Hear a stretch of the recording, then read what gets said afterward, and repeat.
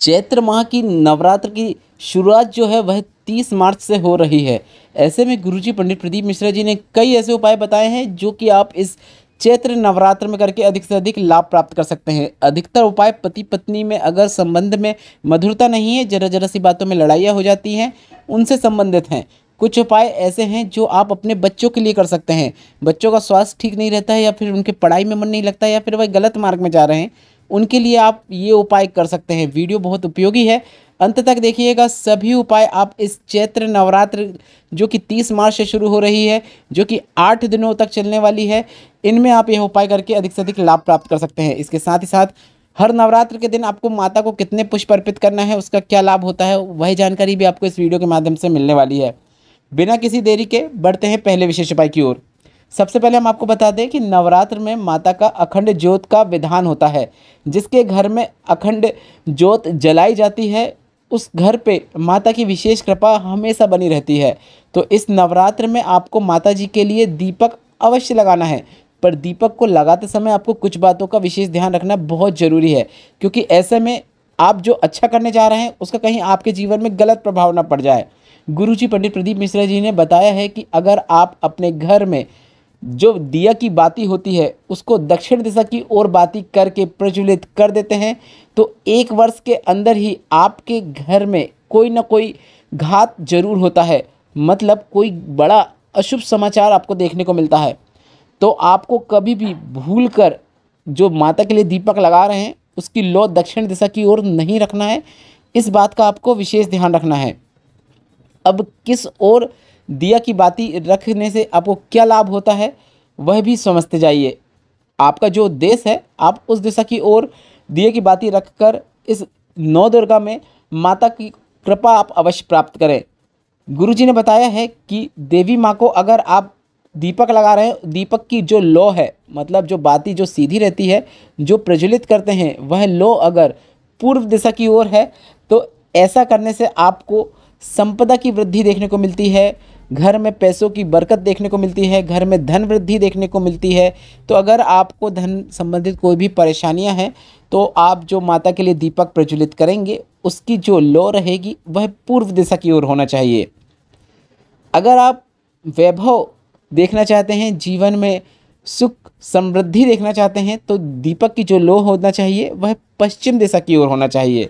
और अगर आप उत्तरमुखी दीपक लगाना चाहते हैं तो ऐसा करने से आपको और आपके परिवार को अकाल मृत्यु से मुक्ति मिलती है और घर के सभी सदस्यों की आयु में वृद्धि देखने को मिलती है। तीनों प्रकार से अलग अलग दीपक लगाने के अलग अलग लाभ गुरुजी पंडित प्रदीप मिश्रा जी ने बताए हैं, जो हमने आपको बता दिए। अब इसके साथ ही साथ आप और कौन से उपाय कर सकते हैं वह भी सुन लीजिए। बढ़ते हैं दूसरे विशेष उपाय की ओर। नवरात्र में अगर आपकी कोई कामना है तो आप माता का व्रत रखिए, पूजन अर्चन कीजिए, आराधना कीजिए। ऐसे से आपको माता की जो कृपा प्राप्त होती है वह कृपा आपकी हर मनोकामना पूर्ण कर देती है। बढ़ते हैं तीसरे विशेष उपाय की ओर।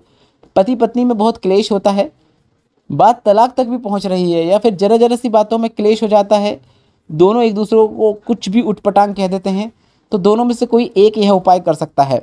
दोनों करना चाहें तो अच्छी बात है। आपको देवी माता के मंदिर में जाकर मक्खन अर्पित करना है।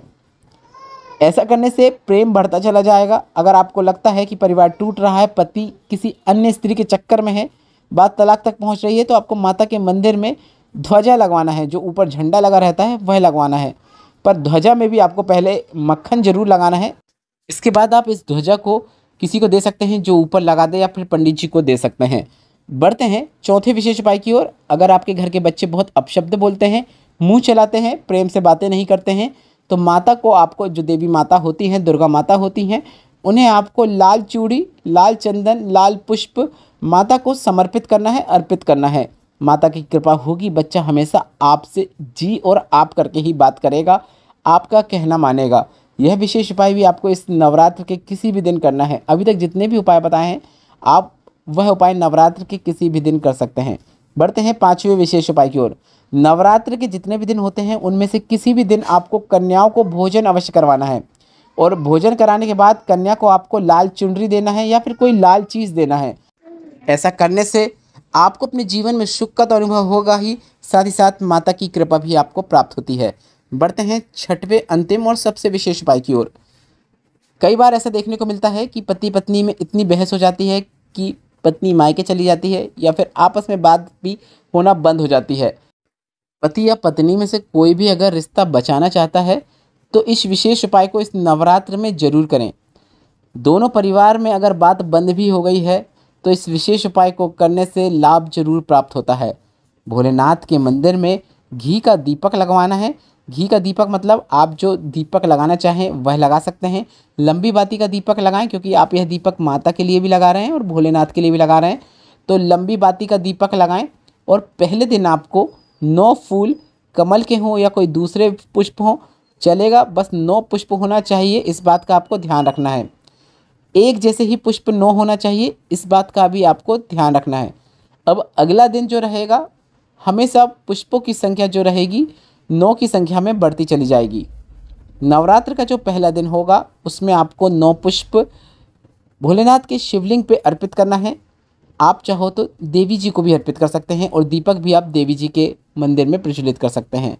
अगर देवी जी का मंदिर नहीं है तो आप भोलेनाथ के मंदिर में भी यह उपाय कर सकते हैं, भोलेनाथ के शिवलिंग पर अर्पित कर सकते हैं, क्योंकि उसमें भी माता पार्वती का स्थान होता है। और नहीं है तो आप दुर्गा माता के मंदिर है तो वहाँ पर भी आप ये उपाय कर सकते हैं। पहले लंबी बाती का घी का दीपक प्रज्वलित करें, उसके बाद आप 9 पुष्प अर्पित करें। पहला दिन हुआ, दूसरे दिन आपको फिर से दीपक प्रज्वलित करना है और इसके बाद फिर आपको 18 पुष्प अर्पित करना है। पुष्प एक ही होना चाहिए, संख्या में 18 होना चाहिए।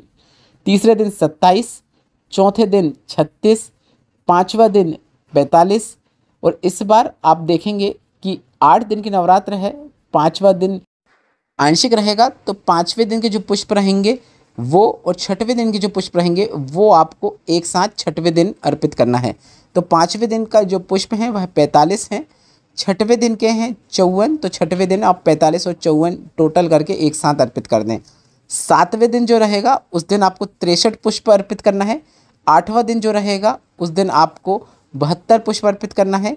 9वां दिन जो रहेगा, मतलब इस चैत्र नवरात्र का जो 8वां दिन रहेगा, क्योंकि आपने एक दिन में 2 कर दिए हैं, तो उस दिन आपको अंतिम दिन आपको 81 पुष्प माता को अर्पित करना है, या फिर भोलेनाथ को आप जहाँ पर भी यह उपाय कर रहे हैं 81 पुष्प अर्पित करना है। एक ही प्रकार के पुष्प अर्पित करना है, इसलिए आप इस बात का ध्यान रखें कि इस उपाय को करते समय आपको पुष्प अलग अलग नहीं लेना है।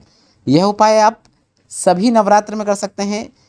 किसी भी प्रकार की नवरात्र आती है, वर्ष भर में 4 नवरात्र आती है, हर नवरात्र में आप यह उपाय कर सकते हैं। पति पत्नी के संबंधों में अगर बात भी नहीं है तो बात होना शुरू हो जाती है और संबंध में मधुरता आती है और सुखी वैवाहिक जीवन चलता है। गुरुजी का बताया विशेष उपाय आप इस नवरात्र में जरूर कीजिएगा। वीडियो में बताई गई जानकारी से संबंधित कोई प्रश्न हो तो आप कमेंट बॉक्स कीजिए, जरूर पूछिएगा, हम आपके प्रश्नों के उत्तर अवश्य देंगे। मेरे द्वारा दी गई जानकारी अगर आपको थोड़ी सी भी उपयोगी लगी हो तो वीडियो को लाइक करके कमेंट बॉक्स में श्री शिवाय नमस्तुभ्यम अवश्य टाइप कीजिएगा। श्री शिवाय नमस्तुभ्यम, हर हर महादेव।